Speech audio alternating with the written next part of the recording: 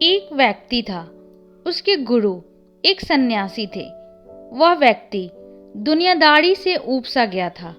वह अपने गुरु की तरह ही दुनियादारी छोड़कर सन्यासी बनना चाहता था। उसने अपने परिवार को यह बात बताई तो सभी ने मना कर दिया, यह कहते हुए कि हम सब आपसे बहुत प्यार करते हैं।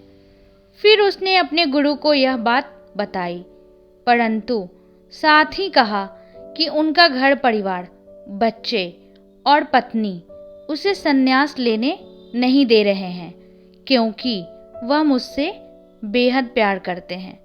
गुरु ने कहा, यह किसी सूरत में प्यार नहीं है। गुरु ने उसे बहुत समझाया, पर वह व्यक्ति नहीं मान रहा था। फिर गुरु ने कहा, अच्छा ठीक है। गुरुजी उस व्यक्ति को मठ में ले गए। इसके बाद गुरु ने उसे योग विद्या सिखाई, जिससे वह अपनी सांसें रोककर मुर्दे जैसी अवस्था में घंटों तक रह सकता था। यह सब सिखाने के बाद गुरु ने उसे एक योजना बताई और उसे घर भेज दिया। दूसरे दिन वह व्यक्ति अपने घर पर मुर्दा पाया गया। परिवार के सारे लोग इकट्ठे हो गए। सभी रो रहे थे, विलाप कर रहे थे। वहीं उसकी पत्नी सबसे ज़्यादा दुखी हो रही थी। पूरे घर में कोहराम मच गया था। सभी की आंखें नम थी। वह व्यक्ति मुर्दा अवस्था में था, मगर योग अभ्यास से आसपास के माहौल को महसूस कर सकता था और सुन सकता था। उसे बड़ा सुकून मिला कि उसका परिवार उसे कितना प्यार करते हैं। अंततः उसने सन्यास का इरादा त्यागने का फैसला कर लिया।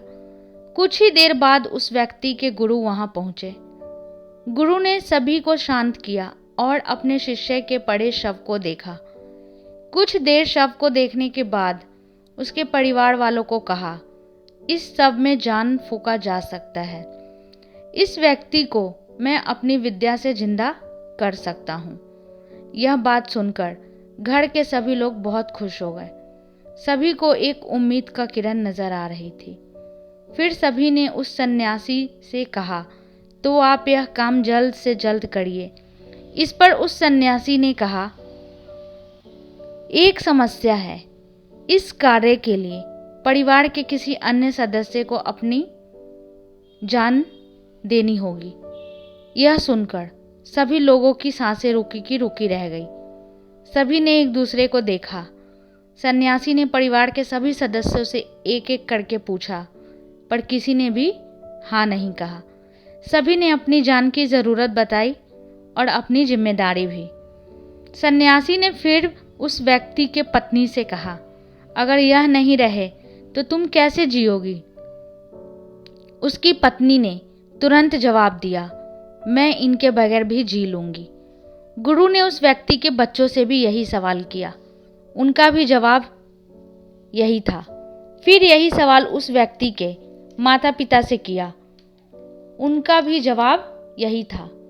इसके बाद गुरु उस व्यक्ति के शव के पास आए और बोले, हे व्यक्ति, तुम उठ खड़े हो जाओ। वह व्यक्ति उठकर बैठ गया। फिर उसके गुरु वहां से जाने लगे। उसने अपने गुरु को रोका और गुरु से कहा, मैं भी आपके साथ चलता हूँ।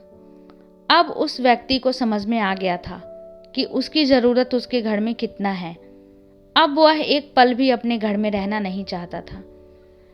तो दोस्तों, इस कहानी से हमें यह सीख मिलती है कि आपके होने ना होने से किसी पर ज़्यादा कुछ असर नहीं पड़ता है। दोस्तों, ऐसा नहीं है कि असर नहीं पड़ता है किसी के होने से, लेकिन जब खुद की जान की बात आती है तो बहुत कम ही लोग अपनी जान देना चाहते हैं किसी के लिए। तो आई होप कि आप लोगों को यह एक छोटी सी कहानी पसंद आई होगी। और आजकल की दुनिया में ऐसा कोई नहीं है जो किसी के लिए कोई अपनी जान दे दे। तो आगे भी ऐसी स्टोरी सुनते रहिए मेरे चैनल पे। जब तक के लिए अपना ध्यान रखिए, स्वस्थ रहिए, मस्त रहिए। Bye bye.